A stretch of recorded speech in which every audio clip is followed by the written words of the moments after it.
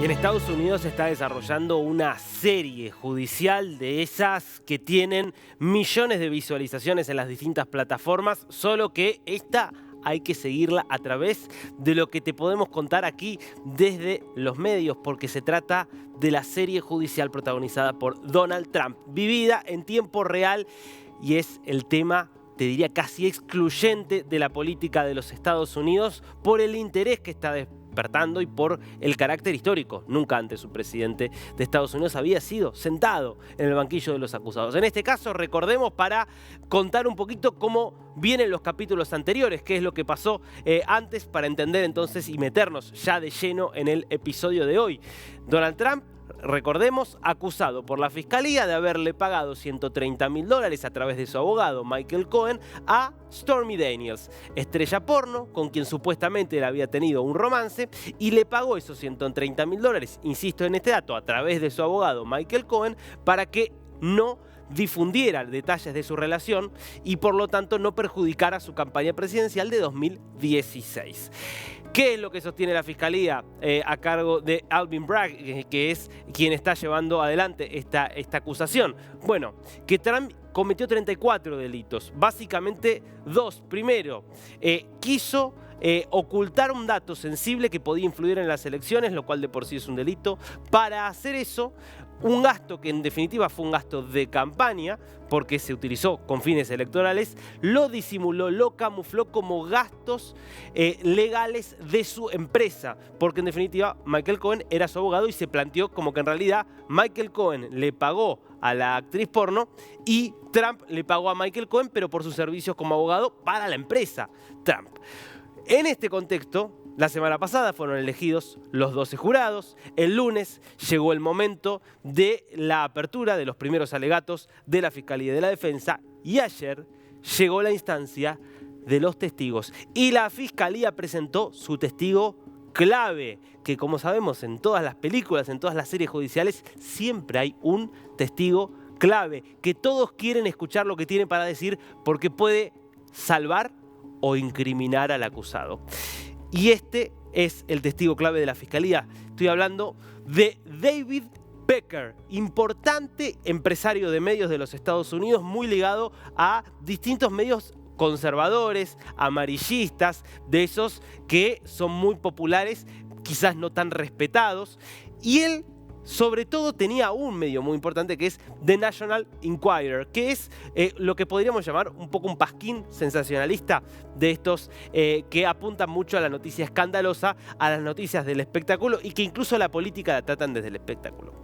¿Por qué ha sido citado y qué es lo que dijo en su primera comparecencia ayer? Lo vamos a ir desglosando. Primero fueron 90 minutos de él respondiendo preguntas de la Fiscalía, que lo quiso ir llevando, por supuesto, para el lado que le convenía, para probar un punto central que ahora te lo voy a desarrollar, presentándolo obviamente como ex editor del National Enquirer y contando de una reunión central que tuvieron en 2015 con Trump y Cohen. Pero te quiero adelantar, o mejor dicho, quiero ir un poquito al pasado de justamente estos dos hombres, que como los ves ahí en la foto, tenían una relación de amistad. En el 89 contó Pecker que conoció a Trump. En ese momento Trump era un magnate inmobiliario que hacía muchos edificios, hoteles, casinos en Nueva York y en otras ciudades, y empezaba a ser conocido sobre todo porque era muy excéntrico, un personaje llamativo que le gustaba parte de la cámara, amaba la cámara, y entonces los programas lo empezaban a invitar. De esa época ya hay las primeras entrevistas con Oprah Winfrey,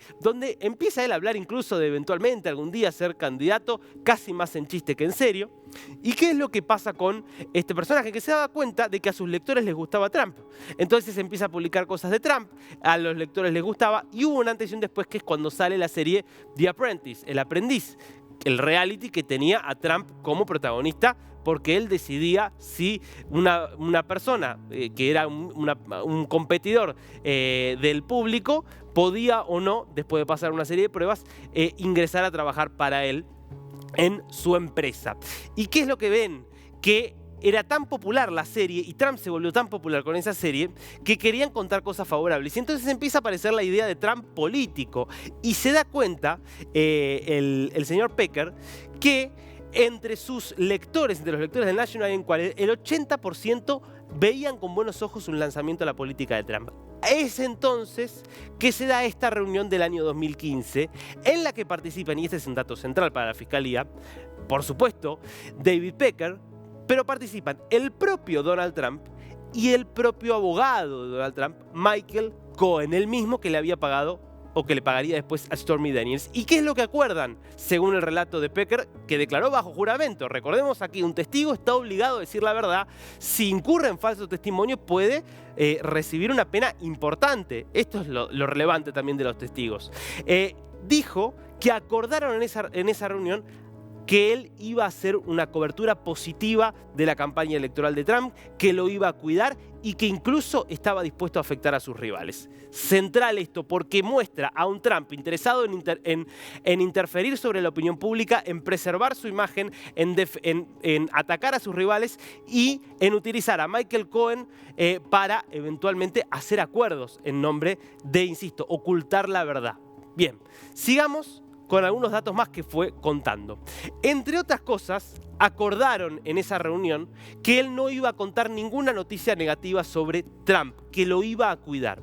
Y no solo eso, que iba a reportarle a Michael Cohen, el abogado de Trump, en caso de que se enterara, de que le llegara a través de sus periodistas alguna primicia potencialmente incriminatoria para Trump. ¿Cuál sería la sospecha? Bueno, que quizás fue David Pecker quien se enteró de que Stormy Daniels quería hablar con otros medios, no con el National Enquirer, de su relación con Trump, y que entonces le avisó a Cohen y a Trump, y que por eso Trump le ordenó a Cohen pagarle a Stormy Daniels para que no se ventilara esa relación que podía afectarlo en términos de campaña electoral. Bueno, se entiende entonces por qué para la Fiscalía es un testimonio importante. Repito, demostraría que Trump estaba dispuesto a interferir sobre la opinión pública a través de los medios de comunicación para censurar informaciones que podían dañar a su campaña e incluso ensuciar a potenciales rivales, porque paradójicamente por esos mismos días The National Enquirer publicaba supuestos romances de un rival en la interna republicana de Trump, que era Ted Cruz, con también una figura del mundo de la pornografía.